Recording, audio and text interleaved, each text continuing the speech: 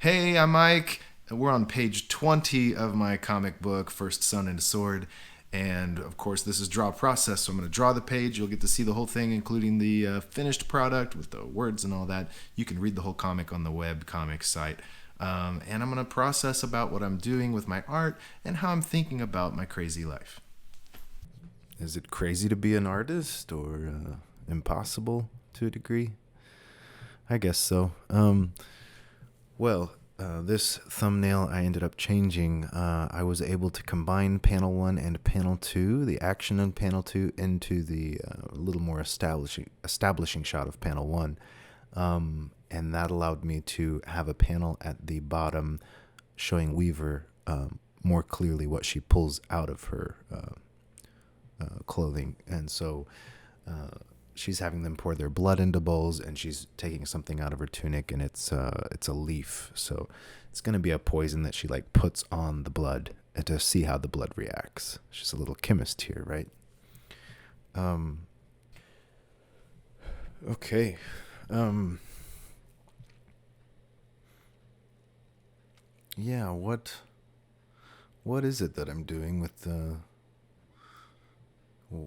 my life, with my art, with what I'm trying to accomplish? You see other artists and they go other ways.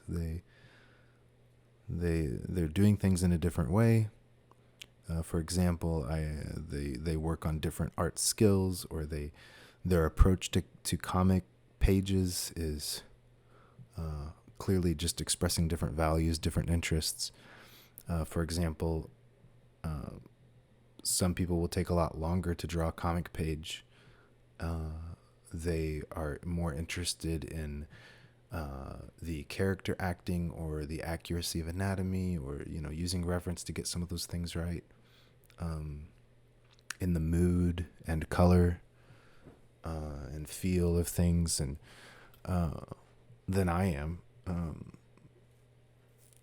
But it's not just like the interests that they have that they put into attacking a page. It's the way they draw the page, the way they go about that process that's different. And so you see these other examples of what other people do, and you get a sense of why they're doing it, and you realize what you're doing is different than that,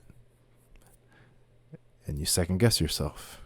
I could go about this in a different way, in a time tested, right? A tested and more proven way, perhaps too. But then I insist on it. Like I insist on what I'm trying to do, even though I'm aware that it's not maybe even the best way. It's not the tested way. It's just it could lead to failure to go about it my way.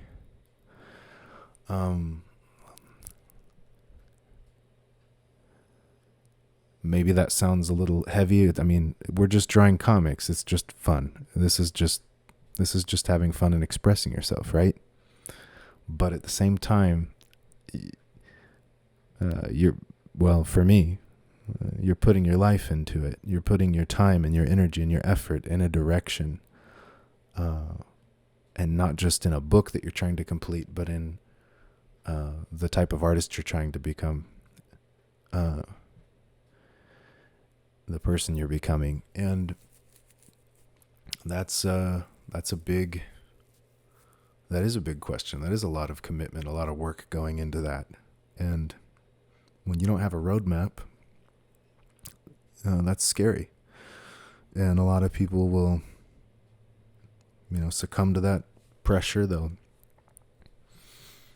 There's a lot of ways to fall off the horse, to give up on your art, on yourself, or on trying to go your own way, at least, which is kind of like giving up on yourself. But at this point, I've I've been doing it long enough. This is just who I am. This is just what I do. I'm going to go my path, even if it is a tragedy, even if it doesn't work out. I don't really have a choice. This is how I have to do it. But yeah, I am someone who tends to enjoy those more unproven ways, trying to find your own way and be different. And I like that, I guess.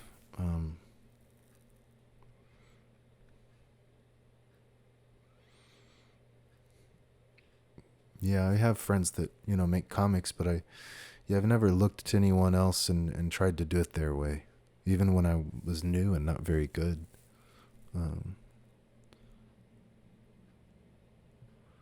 There's just an insistence to do it the hard way, to figure it out yourself, what works for you and what feels right to you. So, I think that's actually something that gets in the way of people, artists, comic book artists, being in community with other artists. I think a lot of people can relate to being more headstrong, and going their way, even if they know that they're not the best. And to hang out with other artists, to have to listen to someone that's ahead of you, like a mentor, to ask for input or advice, to even just hang out and support each other and encourage each other. I think we have a resistance to that just because we don't want someone telling us what to do. We want to go our own way. But it doesn't have to be that way. You can have supportive friends and actually just support each other and not respect each other's journey, each other's way of figuring it out on your own.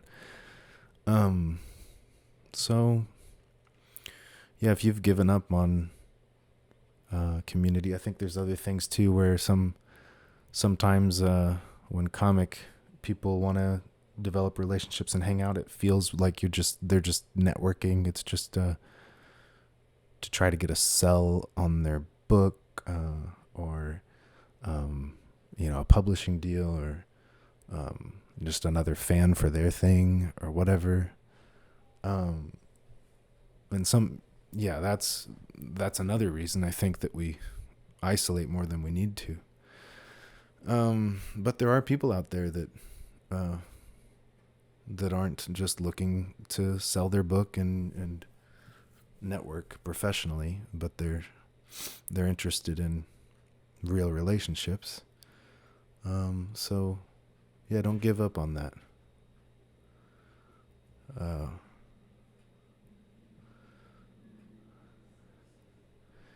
Because it definitely is good to have, I find. It definitely makes a difference who you have around you.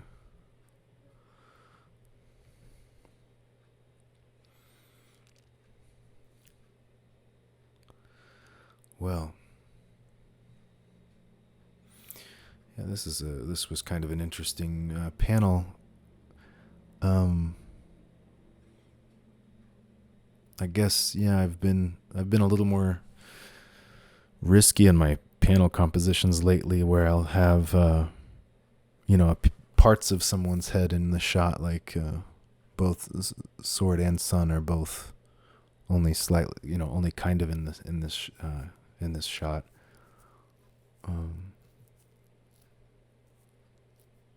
And it's like sometimes it doesn't look so good to have those extreme close-ups, or like here, if his nose touches the panel border exactly, then that's not going to look great.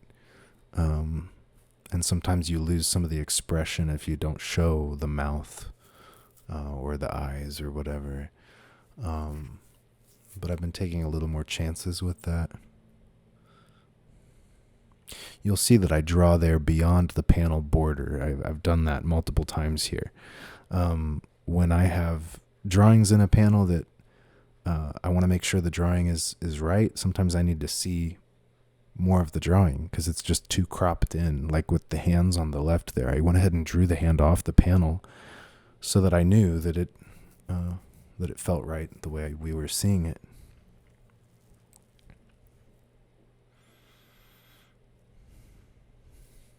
Yeah.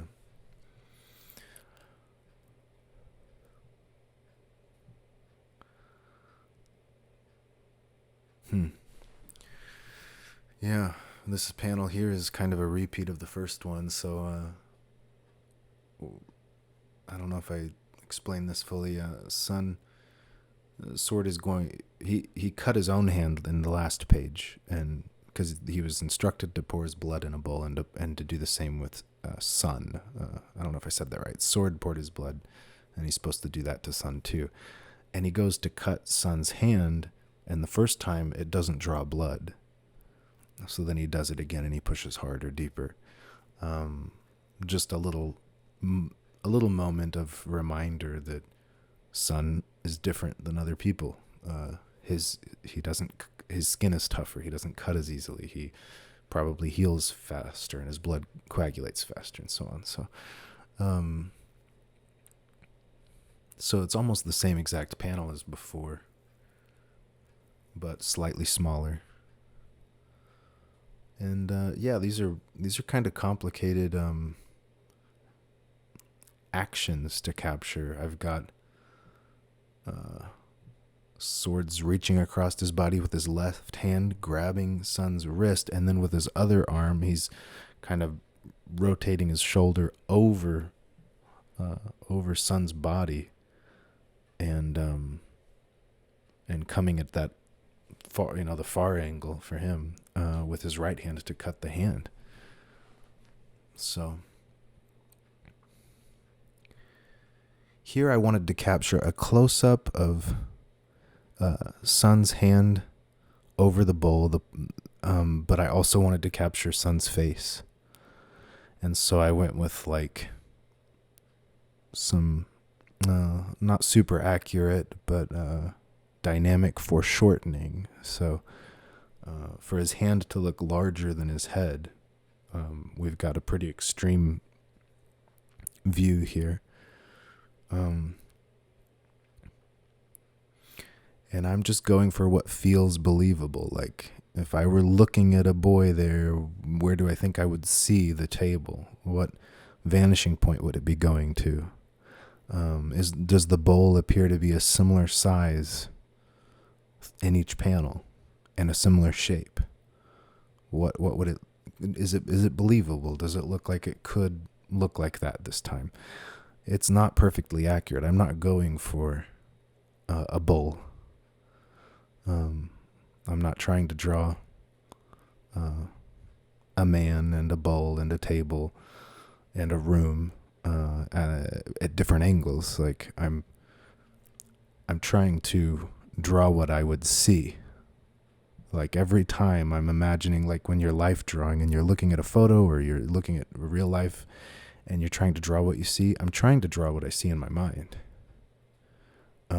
That now I'm on this side of the table, and what do I see? Well, I see the bowl there, and the part of the table I'm going to see, this a little bit of Sword and Sun, and then I just draw it. And as long as your vision can translate symbolically, into the mind of the reader, then you're going to be okay. But it's hard to explain, but that's sort of how I think about it and how I approach these things. And I think it helps me capture pretty complex actions and compositions because I take the chance. I go with it. It really helps for me, like I know that's through experience. Earlier comics I drew, it was more challenging. That was something that was probably the most challenging part for me, of of comics was to draw a room, a space, like from different angles, and it looks like the same space every time. To draw faces, and it looks like the same person every time. But yeah, it's gotten where it's like, well, I don't have a character sheet where I reference it to make sure that my drawing of sword or sun, is the same every time, that they are the same looking. It's that I have a picture in my mind, like I feel like I'm looking at them and I'm trying to draw them. I'm seeing sun make like a certain face and I'm trying to draw it. And so there's a consistency that comes out of that. But it's not from, having a character sheet or something, just making sure that I'm always on point with it. It's something that's more flexible and organic in how I kind of come to those conclusions. Same thing here, like the foreshortening on his arms. Like I've got kind of a slightly downward angle on the camera here, and I did that so we could see. I wanted to. Okay, so if the camera was right behind Sun and Sword and he pushed the bowls across the table, it would be hard for that camera angle to capture the bowls and him pushing them, and because all that action would be happening at the bottom of the panel. I mean, and it wouldn't be the focus. Like the main focus of this panel is the bowls getting pushed across the table to the weaver. I've put those bowls rather center on the panel, but if the camera angle was just kind of a flat angle behind them, the table would be down low, and that motion would be hard to see because his arms would be in front of the bowls or something, and the bowls would be down at the bottom of the panel, close to the edge. It would not be looking like the focus of the panel. Your eye wouldn't go to it first. And then Weaver, she would be between, you might see her between the head and body of Sword and Sun. But by using this angle, I get to put the bowls in the center of the page, of the panel, and I get to put Weaver above and then them below. Like it just kind of spreads out all the important elements, and it keeps the focus where it should be. So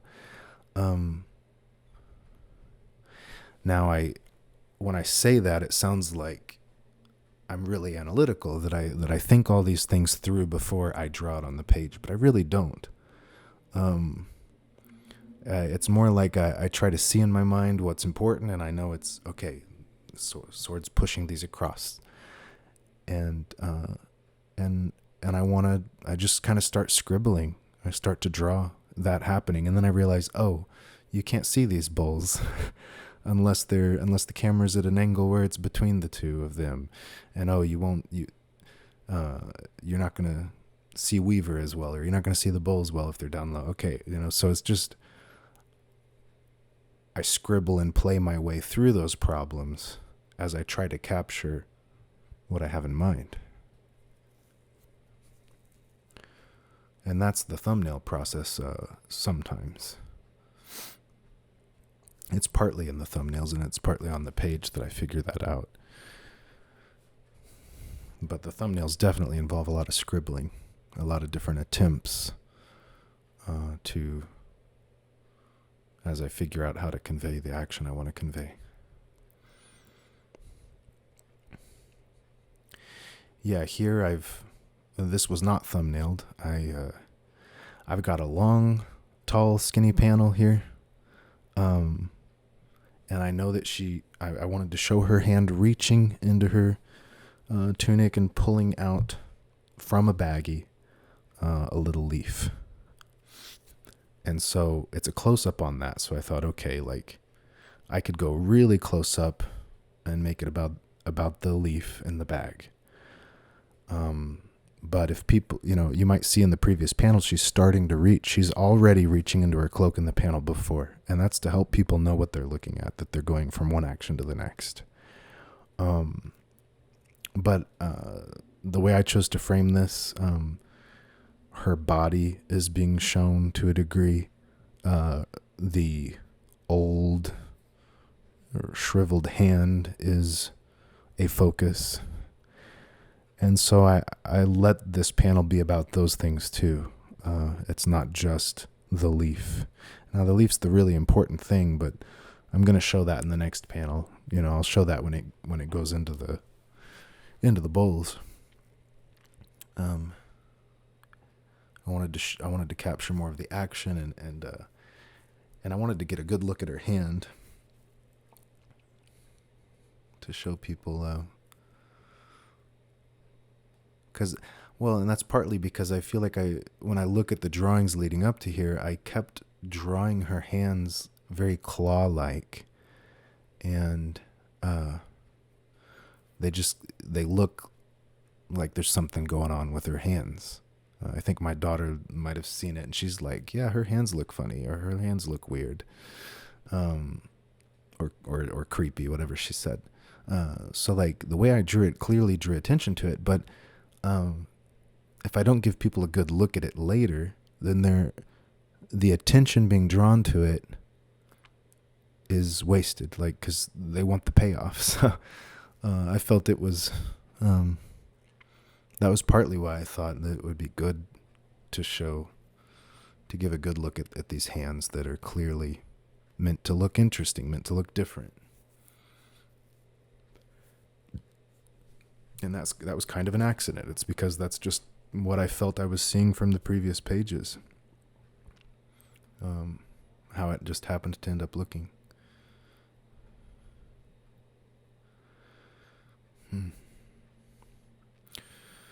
All right, well, yeah, going in with my my inking phase, I'm not just tracing. You can probably see that the pencils are pretty rough. It's not just tracing. I am putting brand new lines down in the ink phase. The bones in his hand, and then the exact location of the shadows on the fingers and stuff that's trying to convey form. Those are not all ironed out yet. Even the face there wasn't clear. I'm making some choices in the inks. It's a little risky, but it's faster. It's more engaging for me when I do it that way.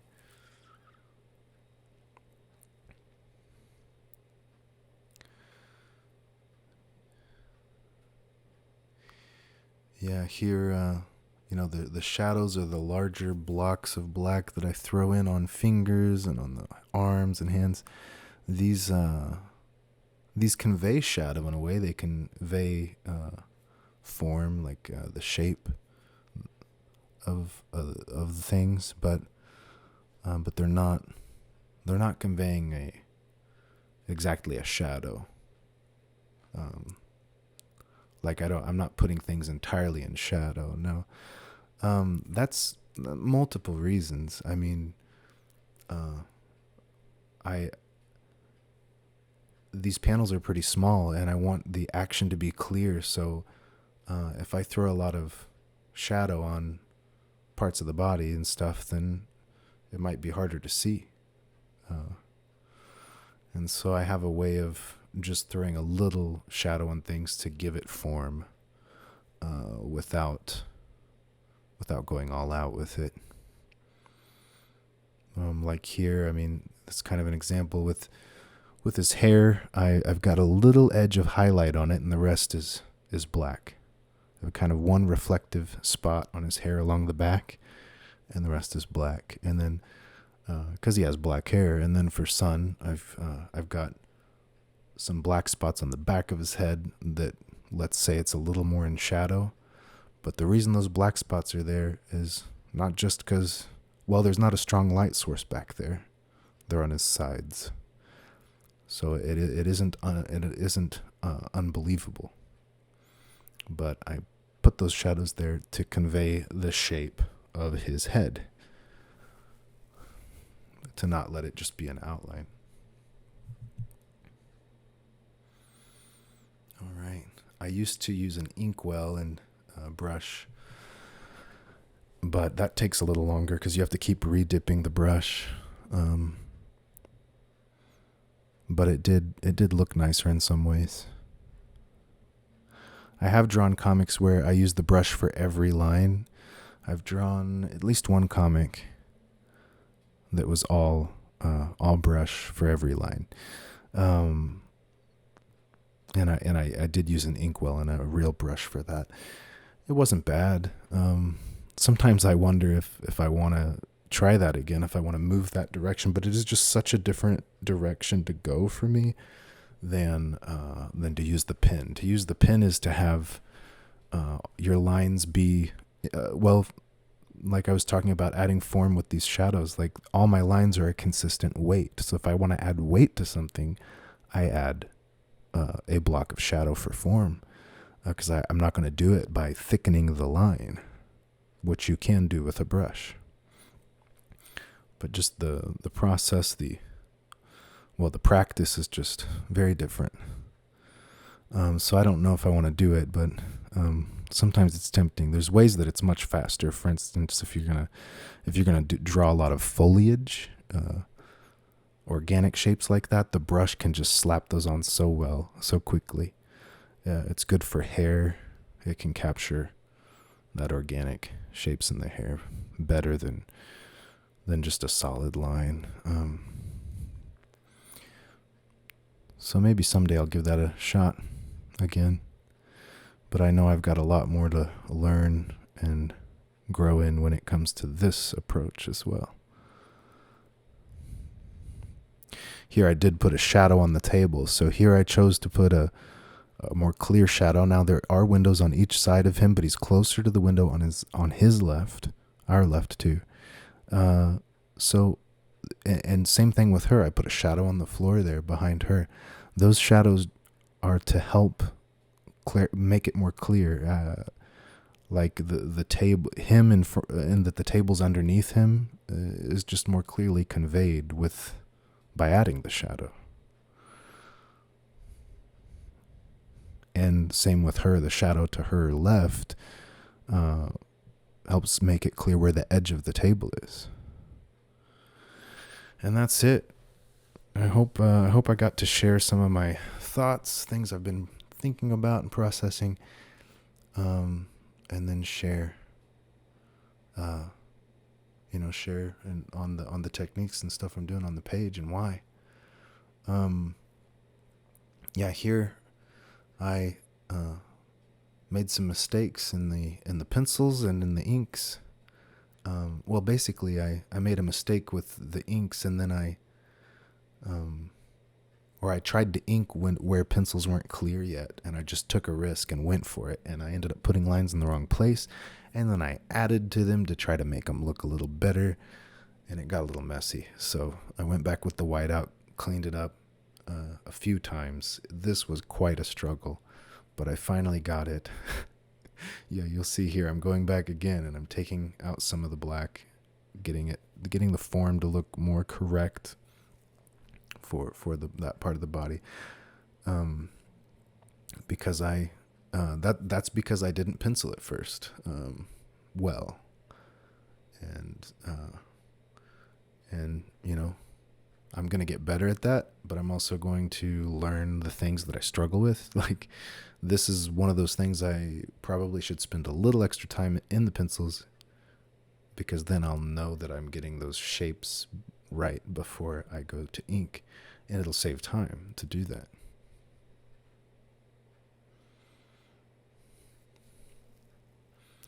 The whiteout, it's white acrylic paint, and it's in a brush pen, a refillable brush pen.